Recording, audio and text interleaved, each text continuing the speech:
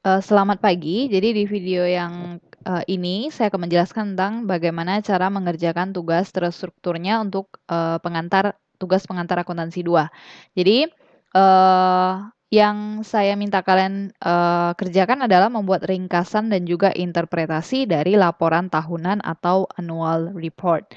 Jadi karena ini yang harus diringkas, maka kalian memang harus mendownload annual report-nya. Nah, ini format bagian atasnya dulu. Jadi nanti tidak perlu cover, tidak perlu tugas terstruktur apa logo Widya Dharma, tidak perlu, langsung seperti ini saja. Buat aja PT bla bla bla sesuai dengan nama perusahaan yang kalian pilih. Lalu kelompoknya, nah ini kelompoknya sesuai dengan list yang saya kirimkan, list terbaru yang saya kirimkan. Jadi sekarang belum bisa saya post karena ada beberapa mahasiswa yang belum menentukan anggotanya, jadi belum dipisah waktu itu karena saya pikir tugasnya terlalu mudah, jadi kalau terlalu ramai agak kurang efektif, jadi makanya saya minta pisah jadi 2. Kalau sudah nanti akan saya post, mungkin ketika video ini di share ke kalian, mungkin kelompoknya juga sekalian udah ada listnya. Oke, ini bagian atasnya seperti ini, dan bagian bawah ya maksudnya ringkasannya. Nanti saya juga kasih contoh juga.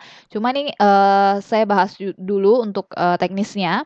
Setiap kelompok diminta untuk membuat ringkasan laporan tahunan atau annual report tahun 2019 untuk satu perusahaan saja. Jadi satu kelompok, satu perusahaan saja yang terdaftar di Bursa Efek Indonesia. Maksudnya perusahaannya itu nggak boleh perusahaan yang kalian cari sendiri. Jadi perusahaannya harus perusahaan yang TBK, yang terbuka, dan udah listing di Bursa Efek Indonesia. Nanti saya juga ajarin gimana cara cari perusahaannya. Setiap kelompok bebas menentukan perusahaan yang akan mereka kerjakan dengan catatan perusahaan yang dipilih tidak boleh sama dengan kelompok lain. Jadi untuk menghindari antar kelompok itu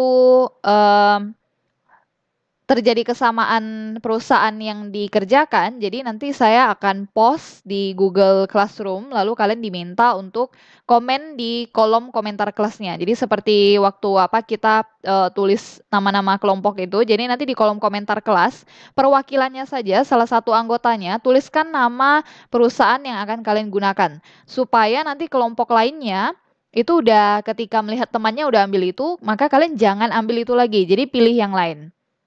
Jadi misalnya kelompok yang satu udah pilih perusahaan Unilever misalnya, ya udah kelompok 2 jangan Unilever lagi, pilih yang lain karena banyak kok perusahaannya, ada 500-an, 600-an, jadi bebas yang mana.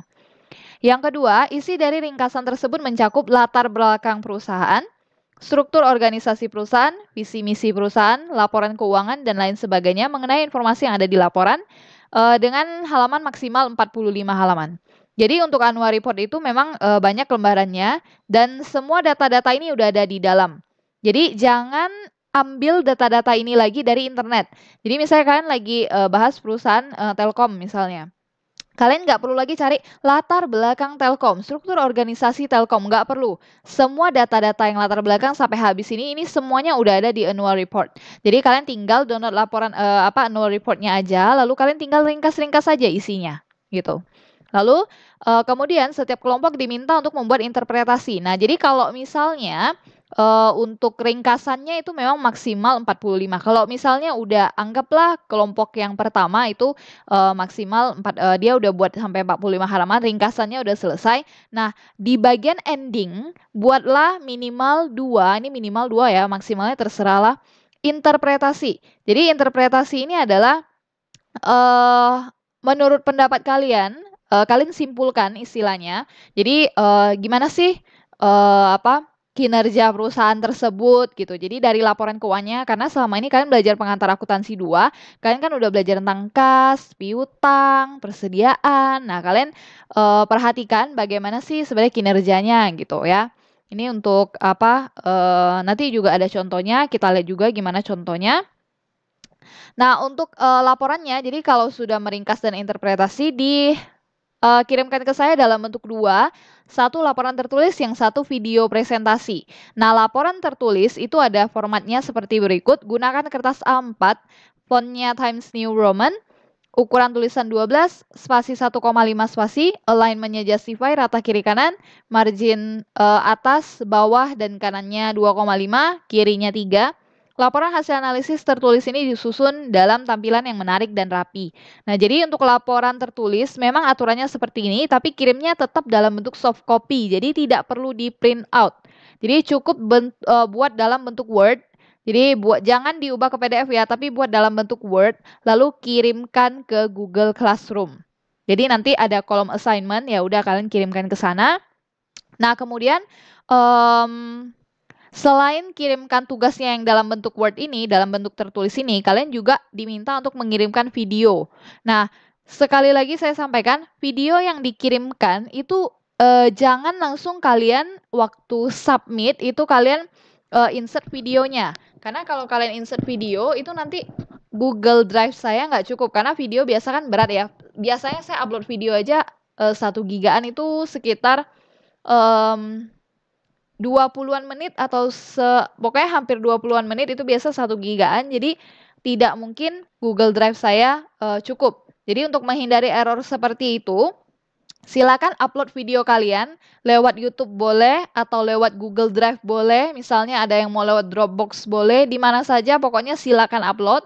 Kalau sudah diupload, linknya nanti yang dikumpulkan.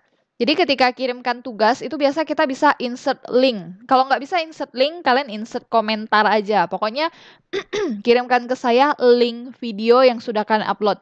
Jadi yang terkumpul di tempat saya nanti hanya tugas tertulis dalam bentuk Word dan juga link video. Jadi bukan videonya langsung, tapi linknya saja. Itu. Lalu untuk format dari videonya, jadi ini ada beberapa formatnya. Yang pertama, mahasiswa wajib menyampaikan secara lisan hasil ringkasan dan interpretasinya dengan cara merekam atau merekod dirinya sendiri.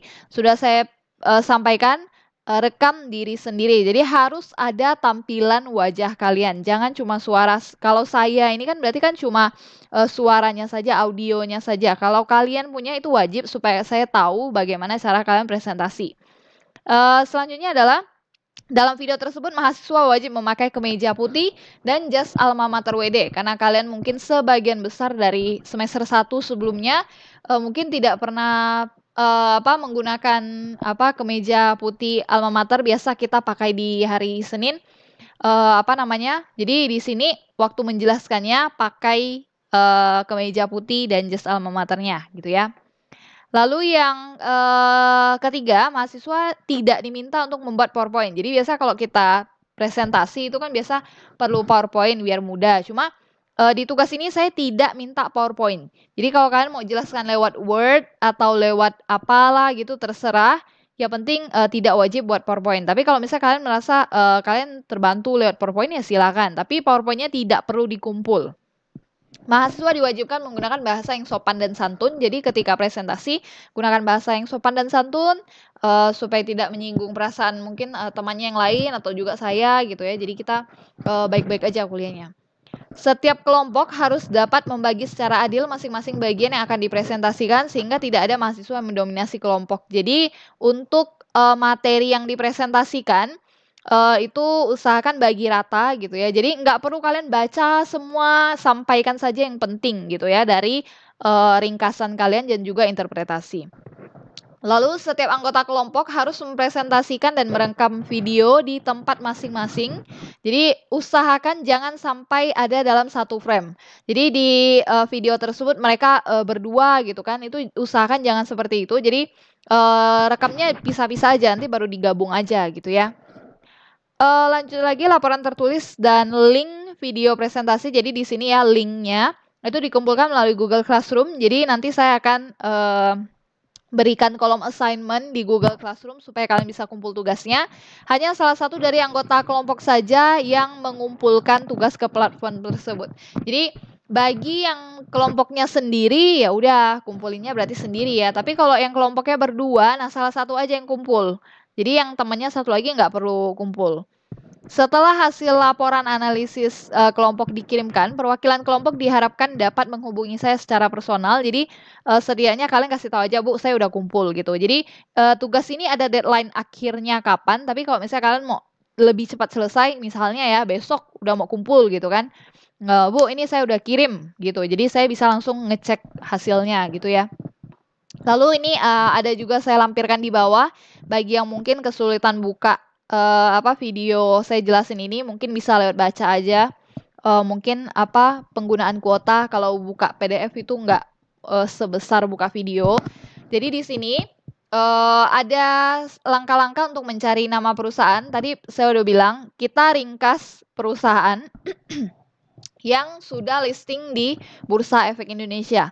Caranya pertama adalah buka ini websitenya www.idx.co.id. Jadi di sini saya praktekkan.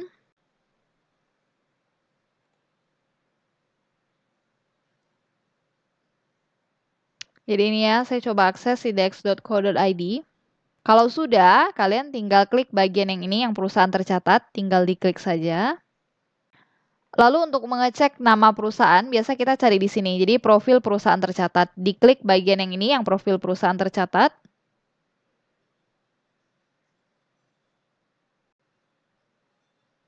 Nah, kalau ada seperti ini, pilih bagian saham. Lalu nggak usah bagian cari ini, langsung scroll ke bawah saja. Nah, ini udah ada daftar-daftar perusahaannya.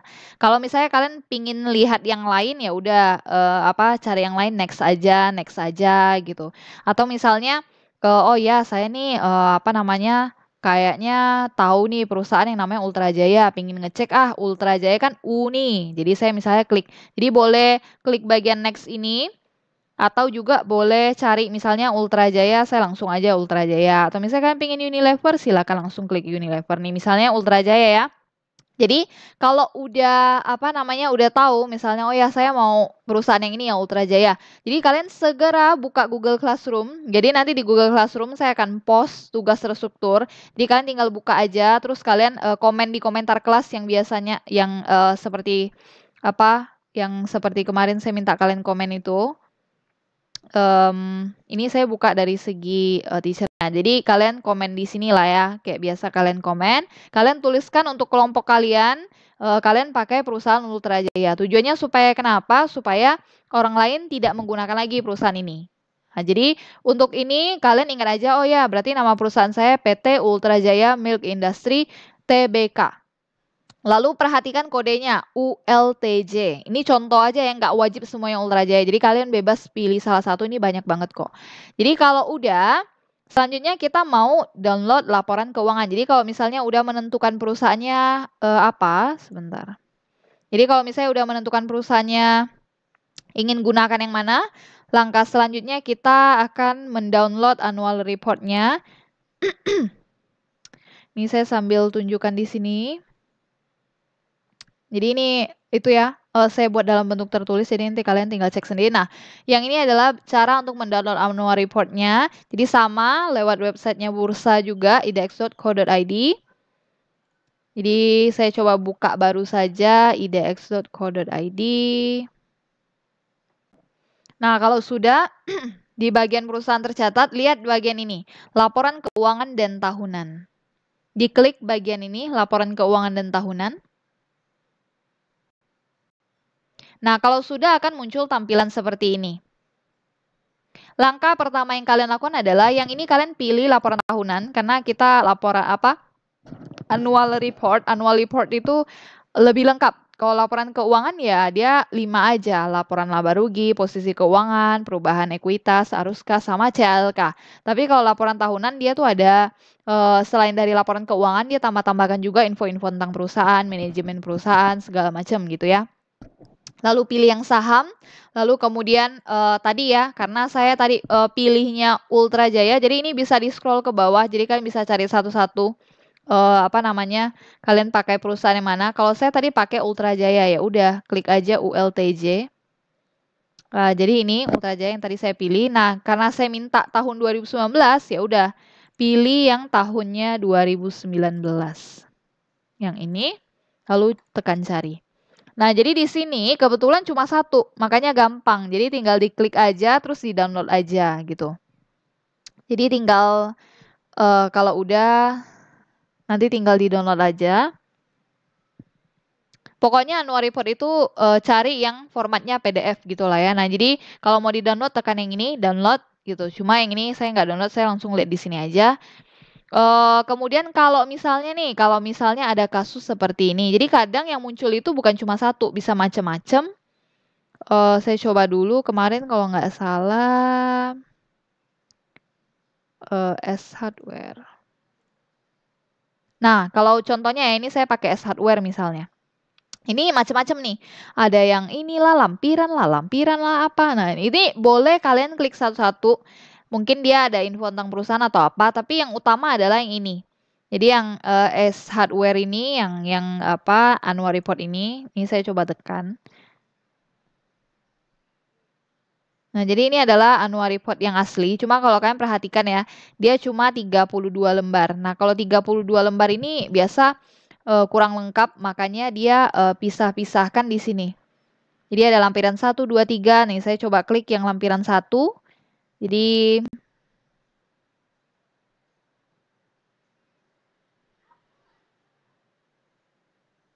nah, di lampiran satunya ini ada sekitar 22 lembar. Nah, dia jadi gini. Jadi dipisah-pisah sama dia gitu ya. Kalau yang lain itu biasa digabung jadi satu. Jadi kalau misalnya merasa infonya kurang, jadi kalian download aja sisanya juga. Nah, cuma kalau untuk yang Ultra Jaya tadi, saya balik lagi karena perusahaan yang saya tadi pilih Ultra Jaya. Jadi di sini kebetulan tadi Ultra Jaya cuma satu kan, jadi tampilannya ini. Nah, jadi kalau kalian perhatikan, annual report yang biasa satu file aja itu kadang lembarannya itu sampai ratusan halaman. Jadi ini contohnya yang Ultra Jaya itu sampai 213-an halaman. Nah, bagian depannya nih, ya itu isinya tentang manajemen-manajemen perusahaan, info-info tentang apa perusahaan-perusahaannya. Jadi pokoknya ibarat inilah data-data perusahaan. Jadi ini ada daftar isinya tuh. Ada tentang info laporan direksinya, ikhtisar laporan keuangan segala macam. Jadi pokoknya ini benar-benar data perusahaan. Jadi inilah semua yang saya minta kalian apa ringkas. Cuma nanti saya kasih tahu juga ringkas yang bagus itu seperti apa, bukan kopas ya, ringkas. Jadi ambil aja yang penting-penting gitu. Jadi tugas yang ini tuh kalian ambil-ambil aja yang penting. Bukan di ini ya, bukan aduh malas langsung dikopas semua. Tapi pilih aja yang penting. Ini kan ratusan, nggak mungkin kan ratusan ini di copy semua kan. Jadi, nah ini ada, saya perkecil aja ya biar lebih mudah dilihat. Nah, jadi ini kayak ada data-data perusahaannya, kendala-kendala yang dihadapi perseroan, resiko persaingan usaha. Jadi dia ada jelasin-jelasin lah pokoknya. Terus ada sampaikan juga nih profil perusahaannya. Jadi kayak direksinya siapa aja sih, alamatnya di mana gitu. Nah, ini visi misinya, ini penting ya visi misi nilai. Nah, ini kalau visi misi nih wajib nih kalian ambil gitu. Jadi ada pokoknya tentang jajaran direksinya apa aja. Nah, yang paling akhir itu biasa, ini saya scroll ke bawah ya. Yang paling akhir itu biasa laporan keuangannya. Jadi saya coba scroll paling bawah. Nah, ini udah masuk ke laporan keuangan. Jadi begini nih cara baca laporan keuangan. Jangan sampai udah belajar pengantar akuntansi tapi nggak bisa baca laporan keuangan. Nah, jadi laporan keuangan itu, nih untuk laporan keuangan, mana laporan auditnya ya? Sebentar.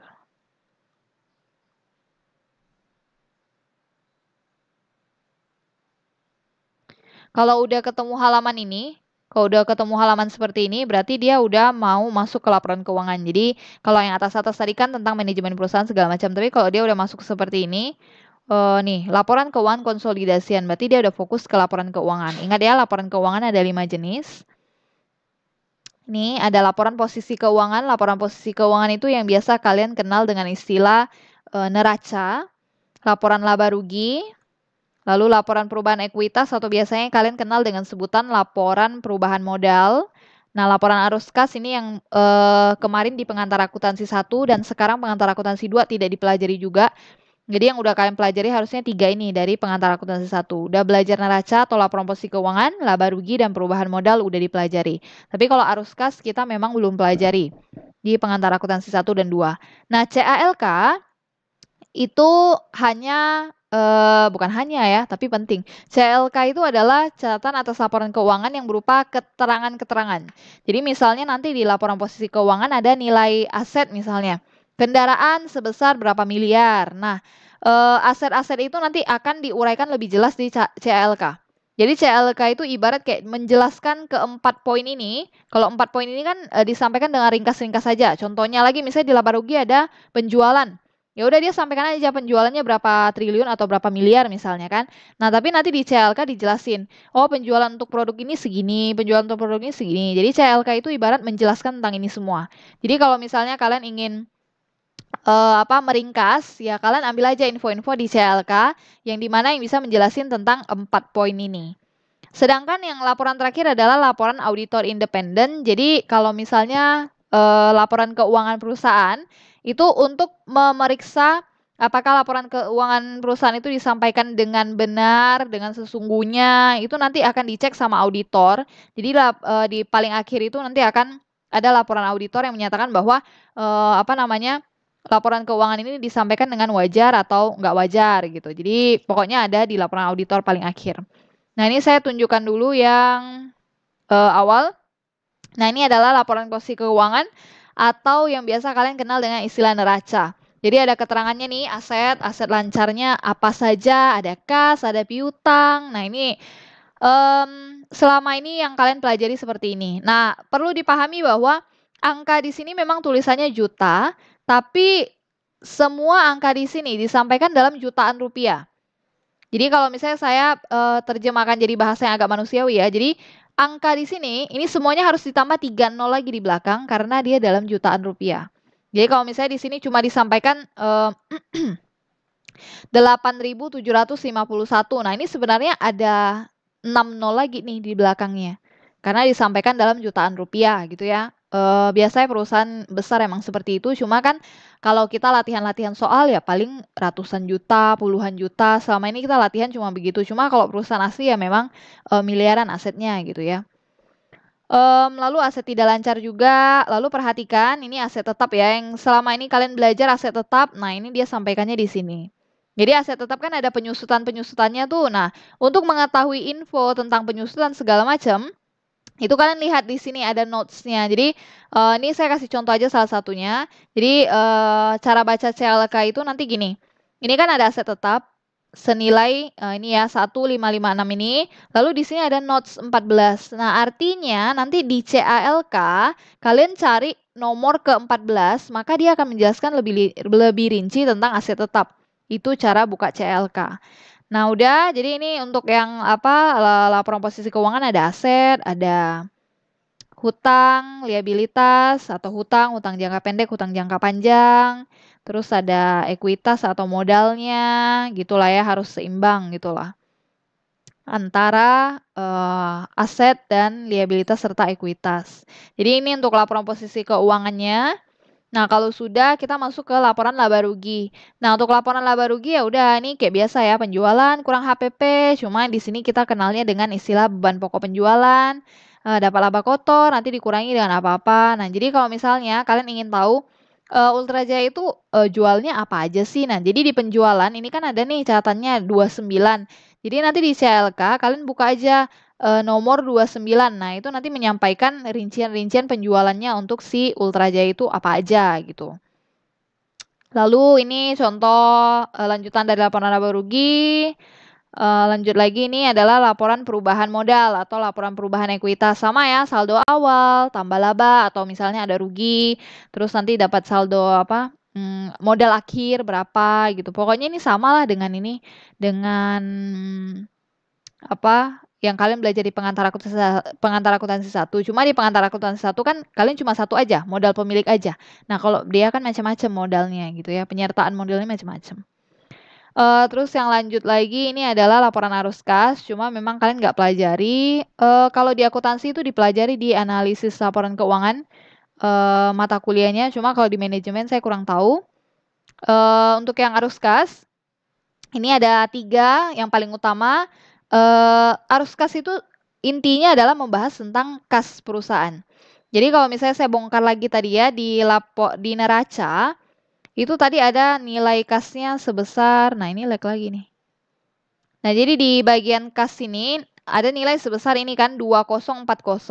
Jadi di arus kas itu nanti dijelasin, ini sebenarnya kasnya selama ini dipakai untuk apa aja sih sampai hasilnya bisa tinggal segitu gitu. Jadi diuraikan Kas untuk kegiatan operasional perusahaan untuk apa aja? Lalu kas dari kegiatan investasi apa aja? Terus dari kegiatan pendanaan apa aja? Jadi diuraikan sampai akhirnya nanti, oh ternyata kas kita segini gitu. Ini untuk kasnya nih. Akhirnya oke, kasnya ternyata segini. Ya udah ini yang ada di apa? Laporan posisi keuangan atau di neraca. Pokoknya diuraikan lah dapat dari mana gitu ya. Nah, sekarang itu CLK. Jadi ini yang saya bilang bagian CLK. Jadi ini ya, perhatikan ya. Ini adalah catatan atas laporan keuangan atau CLK. Jadi di halaman 121 udah mulai CLK. Sampai habis itu CLK semua. Kenapa banyak? Karena memang isinya catatan-catatan. Jadi kalau kalian mau tahu laporan keuangan ini apa sih, kenapa angkanya segini, kenapa ini. Jadi kalian tinggal baca CLK-nya aja sebenarnya. Nah, saya balik lagi gimana cara baca CLK. Jadi tadi kan saya ada kasih contoh, misalnya aset tetap. Jadi saya scroll dulu ke atas. Jadi di bagian laporan posisi keuangan itu ada bagian tadi aset tetap karena kita setelah UTS itu lebih banyak belajar aset tetap, makanya saya kasih contohnya yang aset tetap ya. Jadi kalau misalnya dilihat di bagian atas ini, nah aset tetap itu bagian ini.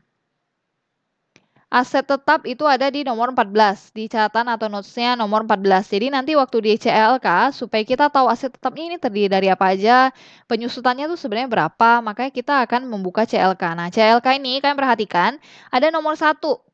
Jadi nanti kalian cari aja sampai nomor 14, karena kita mau cari tentang aset tetap. Jadi ini macam-macam ya.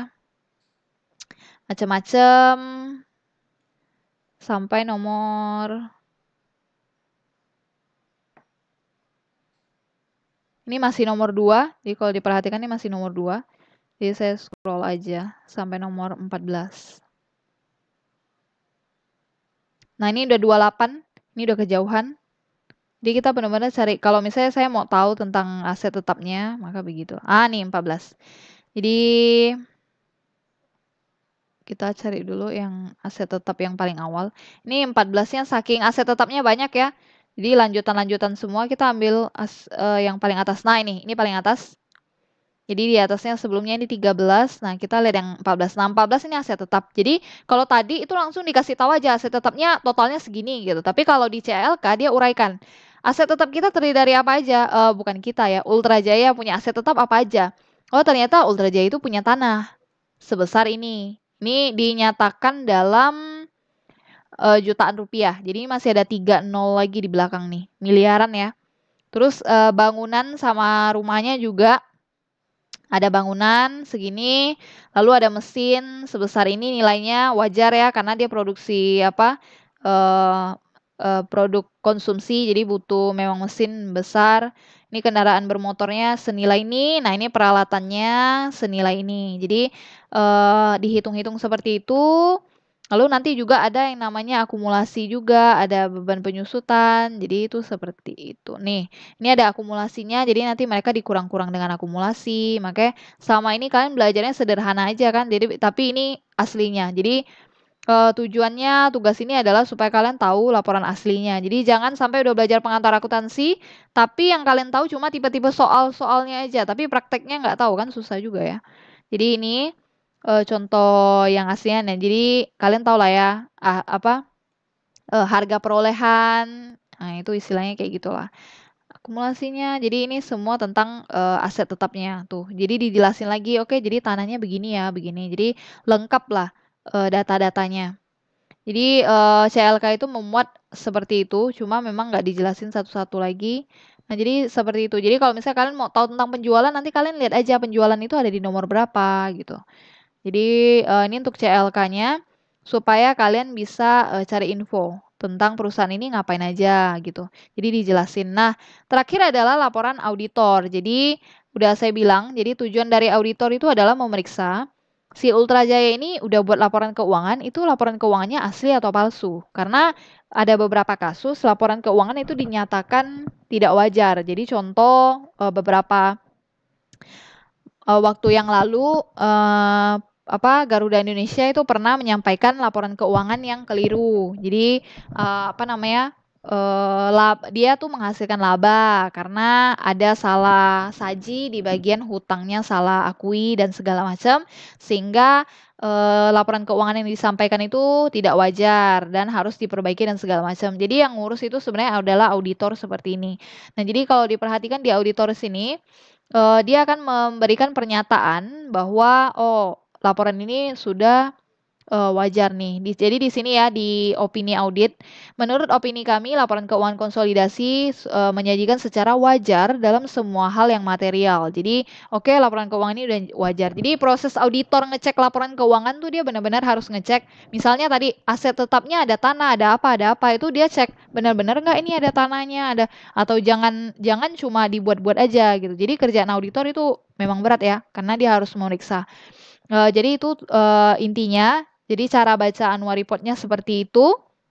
Nah, sekarang untuk tugas tertulisnya, jadi saya akan berikan contoh bagaimana tugas tertulisnya. Ini ada contoh yang bagus, ada contoh yang tidak bagus. Saya akan tunjukkan dulu contoh yang bagus supaya kalian lihat dulu format yang saya mau itu seperti apa. Oke, ini sejauh yang tugas kakak tingkat kalian yang saya peroleh, yang apa paling oke ini. Cuma kalau kalian bisa buat lebih oke juga lebih bagus ya. Jadi yang pertama ini dia untuk PT Semen Indonesia. Jadi dia bahas tentang ini latar belakangnya. Jadi ini semuanya ada di annual report. Jadi kalian tinggal copy paste. Cuma jangan copy paste-nya mentah-mentah ya. Jadi coba kalian perhatikan ini formatnya. Dia edit lagi, buat lagi jadi paragraf yang bagus. Jadi ini juga ya struktur organisasinya juga komisarisnya siapa aja. Ini apa susunannya itu rapi gitu. Jadi lanjut lagi dia bahas ini. Jadi kalau kalian perhatikan ini formatnya rapi ya, visi misi. Nanti saya tunjukkan kalian yang berantakan seperti apa. Ini laporan keuangannya juga ini terus saya lanjut aja ke bawah nih.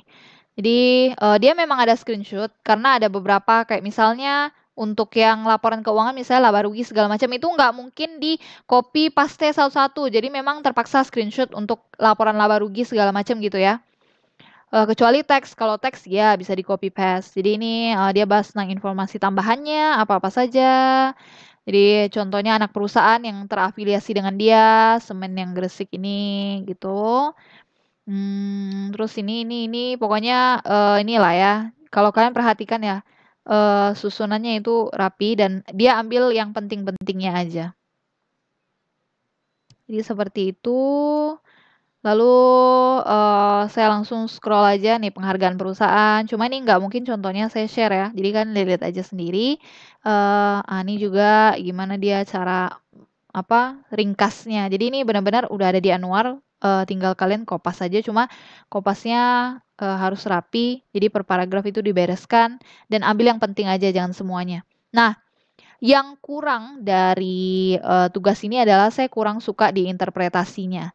Jadi untuk ringkasan dia memang oke, cuma untuk diinterpretasi saya nggak suka karena interpretasinya mirip dengan ringkasan. Jadi di sini memang rapi ya, karena dia bahas pertama untuk interpretasinya jelasin tentang aset. Oke, aset mengalami kenaikan dan bla bla bla. Terus misalnya ini juga ROE-nya mengalami penurunan, return on equity. Terus ini lagi, ini lebih seperti ke ringkasan kalau saya nih. Harga saham tertinggi ini kan ringkasan sebenarnya. Makanya saya kurang suka untuk interpretasinya. Tapi untuk tugas mahasiswa yang ini dia oke-nya adalah bagian meringkasnya. Jadi rapi sekali dan ambil yang penting-penting aja gitu. Nah, kemudian saya lanjut lagi. Ini yang interpretasinya bagus. Jadi untuk dua tugas selanjutnya itu saya ketemu interpretasinya bagus. Jadi contohnya ini. Jadi ini adalah mahasiswa lainnya yang saya suka bagaimana cara dia interpretasi. Dia membahas tentang yang gudang garam. Jadi perusahaan gudang garam bergerak di bidang ini. Produk mereka seperti ini dapat dilihat dari tingkat pendapatan dari tahun ke tahun mengalami peningkatan dan banyak mendapatkan keuntungan. Jadi dia benar-benar menggunakan bahasa-bahasa dia sendiri untuk menjelaskan apa yang udah dia lihat. Jadi data-data tentang misalnya mengalami kenaikan penurunan itu udah memang ada di laporannya. Cuma di sini dia jelasin bagaimana menurut dia itu bagaimana. Jadi dia jelasin pakai kata-kata dia. Mereka dan Gigi mendirikan selain itu karena banyaknya cabang mereka juga pokoknya jelasin sendiri gitulah ya. Jadi ini contoh interpretasi yang saya harapkan. Jadi kalau bisa jelasin apa ya? Kayak menyimpulkan semua jadi satu tapi ya dengan kata-kata kalian sendiri lah gitu ya. Gitu aja sih pada tahun ini cukup bla bla bla. Lalu ada satu lagi yang oke juga. Ini dia membahas tentang yang ini Lotte Chemical. Jadi di sini juga ya berdasarkan analisa rasio keuangan perusahaannya begini-begini gitu. Ini bergerak pada bidang ini. Nih dia juga bahas misalnya oh ya mengalami kerugian pada tahun ini. Itu biasa di laporan keuangan kan jelas laba atau rugi gitu. Jadi dicek seperti itu. Di sini juga tidak terlalu beda, dapat dilihat dari, jadi benar-benar dia pakai kata-kata dia sendiri. Nah, lalu untuk kesimpulannya juga dia buat sendiri juga. Jadi memang semua data-data ada di annual report, cuma ya udah untuk apa interpretasi dan kesimpulan ya buat pakai kata-kata sendiri aja. Ambil yang menurut kalian intinya dari kinerja perusahaan tersebut aja.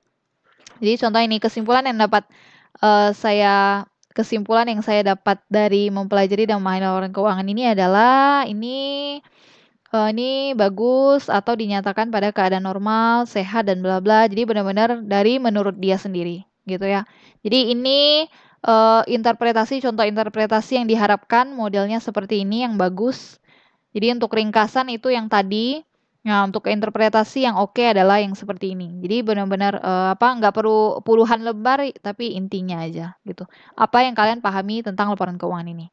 Jadi itu contoh format untuk tertulisnya. Sedangkan untuk format penyampaian video gimana sih cara jelaskan itu nanti saya uploadkan ke Google Classroom. Bagaimana format untuk kakak tingkat kalian menjelaskan. Cuma yang dijelaskan memang bukan tugas ini. Dari mata kuliah lain waktu itu saya pernah minta buat video dan mereka buat video tentang penjelasannya. Jadi kurang lebih begitulah cara jelaskan yang bagus.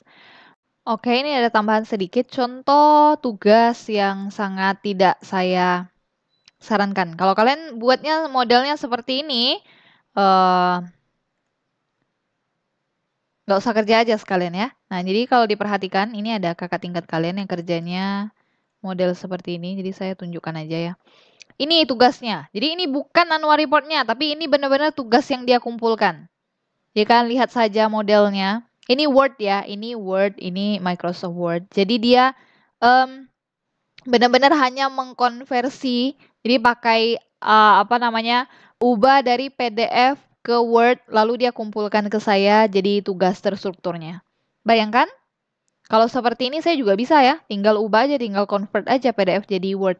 Jadi bagi mahasiswa yang kerjanya model seperti ini, yang dia cuma ubah aja dari dari PDF-nya ke Word, terus kerjanya seperti ini ya udah nggak usah kumpul aja sekalian. Jadi saya anggap dia tidak mengerjakan tugas terstruktur. Ini adalah contoh yang yang benar-benar memang dikerjakan dan dikerjakan kakak tingkat kalian ya, saking malasnya. Jadi hanya seperti ini. Nah ini nggak ada nilainya sama sekali. Ini saya tidak menilai bagaimana kemampuan kalian bisa mengconvert dari PDF ke Word itu saya sama sekali nggak nilai itu. Yang saya nilai adalah bagaimana cara interpretasi dan cara ringkasnya, bukan cara convertnya. Jadi kalau ada yang kumpul tugas seperti ini, saya anggap tidak kumpulkan tugas terstruktur. Mending nggak usah kerja aja sekalian gitu ya. Ada lagi nih salah satu contoh juga yang sebaiknya tidak ditiru juga.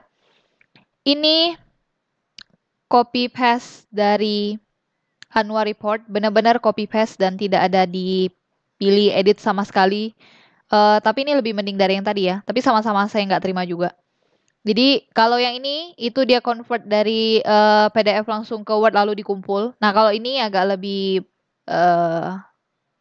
normal sedikit lah ya. Ini dia copy paste. Tapi tetap aja di copy paste juga nih. Jadi kalau kalian perhatikan ini yang dikerjakan, jadi di copy paste saja. Jadi tinggal Ctrl C, Ctrl V. Nah, entah apalah yang tercopy paste di sini, saya juga nggak tahu ya. Nah, jadi kalau kalian ada yang kerja seperti ini juga, silakan dicoba-coba aja kerja seperti ini ya. Jadi kalau misalnya tugas strukturnya kosong, nggak ada nilai, jangan salahkan saya karena ini sama sekali tidak ada niat kalau kerjakan seperti ini. Ini jelas-jelas CALK-nya tinggal di copy paste saja seperti ini. Jadi kalau diperhatikan sampai akhir ini udah CLK semua. Jadi kalau kalian perhatikan scroll aja sampai akhir, dia buatnya 54 halaman tapi ini full semuanya CLK semua. Ya, jadi kalau diperhatikan ya semuanya copy paste dari CLK. Ini juga semua CLK dan nggak ada interpretasi sama sekali. Jadi nggak tahu apa yang ingin dinilai itu nggak tahu, mungkin hanya formalitas saja kali ya. Lalu yang ini juga sama jeleknya. Jadi saya buat 3 contoh yang bagus dan 3 contoh yang harus dihindari. Nah ini juga di screenshot aja. Ini juga ya mahasiswa kakak tingkat kalian juga yang kerja. Jadi benar-benar ada yang seperti ini. Jadi maksud saya di screenshot itu untuk laporan keuangan seperti data-data laba rugi kan nggak mungkin dikopas. Tapi kalau semuanya di screenshot ya gimana juga ya. Jadi ini kalau kalian perhatikan ini benar-benar juga sama di copy paste aja. Nih, jadi apa yang mau dibaca? Silakan bantu saya baca. Ini apa yang mau dibaca dari laporan seperti ini ya. Ini benar-benar lebih parah lagi dari yang sebelumnya. Jadi nih, nggak tahu apa yang ingin yang mau dikumpulkan ke saya tuh nggak tahu apa nih. Ini orang normal aja susah ya bacanya ya. Nih, ini benar-benar cuma dari CLK di copy paste saja. Saya tidak tahu apa yang apa ya. Karena kalian ini kan calon sarjana. Nih, ini apanya yang dikerjakan dari ini? Ini benar-benar cuma kopas. Nggak ada yang namanya ringkas interpretasi itu nggak ada. Ya, jadi kalau kalian kumpulkan seperti ini ya udah siap-siap aja tugas terstrukturnya 0. Jadi siap-siap aja eh apa? eh jangan kalau mau protes silakan. Jadi saya ini kan ada buktinya kalian kumpulin tugas seperti ini ya. Jadi kalau misalnya nanti dia nilai akhir ada yang protes kenapa tugas struktur saya nilainya begini ya kalian perhatikan aja modelnya ya. Kalau model pengerjaan seperti ini. Ini benar-benar tidak ada isinya. Jadi benar-benar copy paste saja, interpretasi juga nggak ada. Jadi tolong hindari pengerjaan seperti yang ini, yang tinggal di copy paste saja. Ini. Dan juga hindari pengerjaan apalagi seperti ini. Lalu sekarang deadline pengumpulan. Di sebentar ya. Oke. Ini juga nanti saya share juga di GC. Nah, ini adalah deadline pengumpulannya. Jadi deadline-nya dikumpulkan terakhir Rabu 9 Juni 2021 jam 12 malam biasa ya. Jadi tidak boleh lewat dari ini. Kalau lewat dari ini saya nggak terima lagi. Tapi kalau kalian mau kumpulkannya lebih cepat, lebih baik. Jadi misalnya sekarang tanggal 21, misalnya tanggal 1 Juni udah mau kumpul juga boleh gitu ya. Terakhirnya tanggal 9. Udah, itu saja yang ingin saya sampaikan. Kalau ada yang ingin ditanyakan lagi boleh ditanyakan di grup WA kelas kita ya. Terima kasih.